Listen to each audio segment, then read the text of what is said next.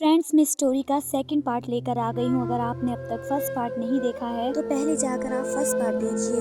अब की बार मैंने ठान लिया था कि मैं उससे मिलकर ही रहूंगी। मैंने बातों ही बातों में खुशी से कहा भी था कि मैं तुमसे मिलना चाहती हूँ, क्या तुम मेरे घर पर आ सकती हो। मेरी बात सुनकर कुछ देर के लिए खुशी खामोश हो गई और उसने कुछ देर के बाद बड़ी सोच समझ कर जवाब दिया कि अभी उसकी तबीयत ठीक नहीं है। लेकिन मैंने उससे कहा कि मैं तुम्हें कब मिलने के लिए बुला रही हूँ। जब मेरे पति छुट्टियों में घर पर आएंगे तो तुम्हें इनवाइट करूंगी, तुम ज़रूर आना। अभी तो मेरे पति के भी घर में आने के काफ़ी दिन बचे हुए हैं, तब तक तुम्हारी तबीयत भी ठीक हो जाएगी। वह इस बात पर एग्री हो गई। इधर मेरे ससुर की घोड़ी जिसको वे पाल रहे थे, वे सारा दिन बेचारी धूप में खड़ी रहती थी और मेरे ससुर पूरा दिन मोबाइल में लगे रहते थे। मैं अपने ससुर के हाथ में बार बार मोबाइल देखती रहती थी। पहले तो वे कभी मोबाइल इतना ज़्यादा इस्तेमाल नहीं करते थे, लेकिन मैंने नोटिस किया था कि काफ़ी दिनों से वे मोबाइल पर ज़्यादा ध्यान दे रहे थे। लेकिन वे रोज़ घोड़ी का दूध ज़रूर पीते थे। इस घोड़ी को हमारे घर पर आए हुए लगभग 2 महीने हो गए थे। मेरी ननंद ने अपने पिता से कहा कि पापा जी इसको भेज दो, काफ़ी दिन हो गए हैं इस घोड़ी को यहाँ पर रखे हुए, ये बहुत गंदगी फैलाती है। मेरे ससुर ने कहा ये यहाँ से कहीं नहीं जाएगी, मैं इसका ध्यान रखता हूँ, किसी से इसका कोई काम भी नहीं करवाता हूँ। उनको शायद अपनी बेटी का ऐसा कहना बहुत बुरा लगा। मैंने अपनी ननंद को खामोश कर दिया क्योंकि मैं जानती थी कि मेरे ससुर अपने शरीर में ताकत बढ़ाने के लिए इस घोड़ी का दूध पिया करते थे। यह बात मेरी ननंद को पता नहीं थी, इसलिए वे अपने पिता से घोड़ी बेचने की जिद कर रही थी। एक दिन अचानक मेरे पति बिना बताए घर पर आ गए। हम लोग उन्हें देखकर बहुत ज़्यादा हैरान रह गए थे। मुझे लगा कि शायद उनकी तबीयत ठीक नहीं है, लेकिन उन्होंने बताया कि मेरी तबीयत बिल्कुल ठीक है, बल्कि यह जिस शहर में काम करते थे वहाँ का माहौल कुछ ठीक नहीं चल रहा। कंपनी में दूर के रहने वाले जितने भी वर्कर्स काम करते थे उन सभी को उनके घर भेज दिया गया और मेरे पति भी बिना बताए यहाँ पर आ गए हैं। जब शहर का माहौल ठीक हो जाएगा तभी वहाँ पर जाएंगे। इसका मतलब ये था कि लगभग मेरे पति कुछ दिन तो अब घर पर ही रहने वाले थे। मैं बहुत खुश हो गई क्योंकि अभी तक तो मेरे पति मेरे साथ 2 या 3 दिन से ज़्यादा घर पर नहीं रुका करते थे। मेरी ननंद भी अपने भाई को देखकर बहुत ज़्यादा खुश हुई थी, जबकि मेरे ससुर का बिहेवियर कुछ चिड़चिड़ा सा हो रहा था। ना जाने वे किस बात पर नाराज़ थे या फिर गुस्सा थे, कुछ समझ नहीं आ रहा था। वे छोटी छोटी बातों पर गुस्सा कर रहे थे। उन्होंने मेरे पति को भी खूब डांट लगाई। उन्होंने कहा कि अगर तुम्हारी कंपनी ने तुम्हें भेज दिया तो तुम वापस आ गए, तुम्हें नहीं पता कि तुम्हारे यहाँ जाने से घर में पैसों की कितनी कमी हो गई है। मेरे पति ने उनको समझाया कि शहर का माहौल ठीक नहीं है, इसलिए कंपनी में काम भी बंद है, लेकिन उन लोगों ने तो 2 महीने की सैलरी एडवांस में दे दी है। हम लोग भी हैरान रह गए कि न जाने ससुर जी का बिहेवियर इतना गुस्सा भरा कैसे हो गया है। मेरे पति तो खामोश होकर अपने कमरे में चले गए थे। गुस्से में ससुर जी ने खाना भी नहीं खाया था। मैंने अपने पति से कहा कि आज पापा को क्या हो गया है, पता नहीं क्यों इतना गुस्सा कर रहे हैं। आज से पहले तो कभी मैंने उनको गुस्से में देखा ही नहीं है। मेरे पति कहने लगे अब उनकी उम्र आ गई है, उन्हें घर की चिंता लगी रहती है और फिर मेरी बहन की शादी भी तो सर पर रखी है, इसलिए वे कुछ परेशान होंगे।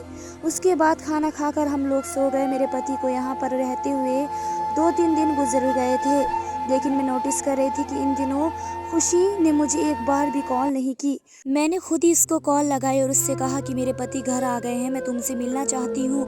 मैंने उसको डिनर के लिए इनवाइट कर दिया। वह मुझसे मिलने के लिए मना कर रही थी।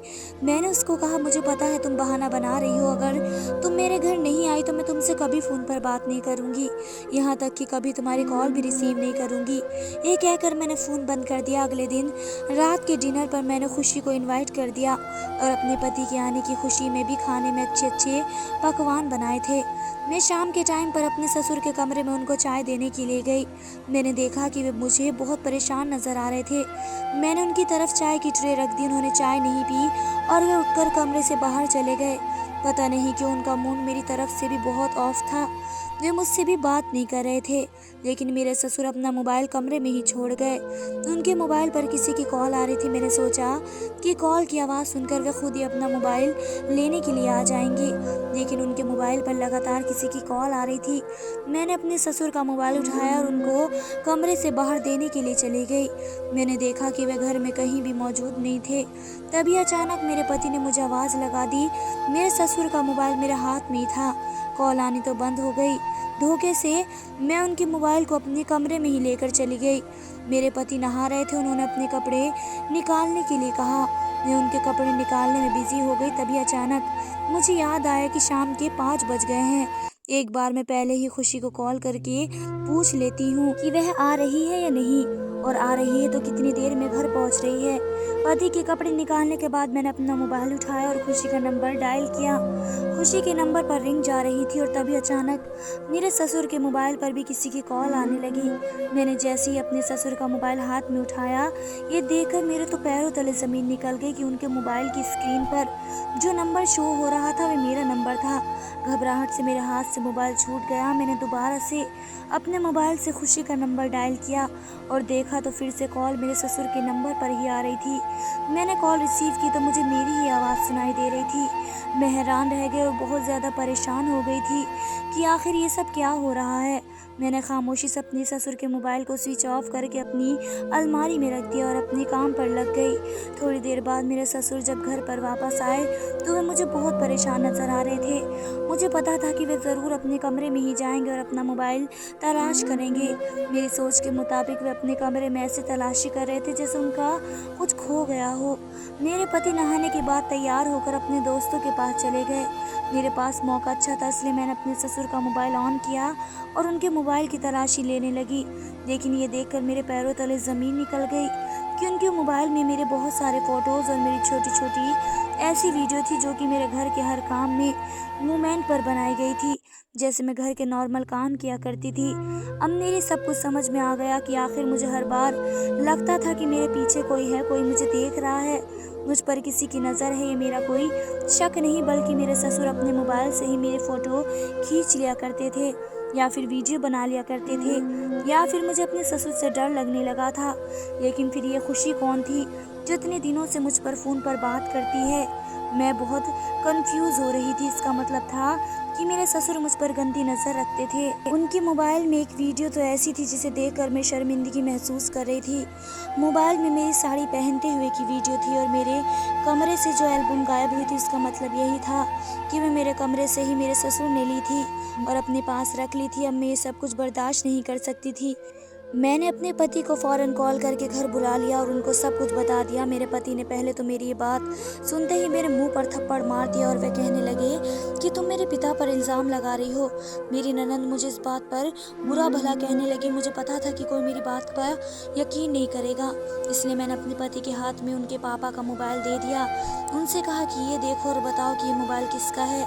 मेरे ससुर मेरे पति से कहने लगे तुम्हारी पत्नी झूठ बोल रही है, इस मोबाइल में कुछ भी नहीं है। मेरे पति ने घूरते हुए अपने पापा की तरफ देखा और कहा कि ये मोबाइल किसका है। उसने ये नहीं कहा कि इस मोबाइल के अंदर क्या है। ये बात सुनकर मेरे ससुर अचानक खामोश हो गए और अगर वे कुछ बोलते तो उनकी ज़बान लड़खड़ाने लगी।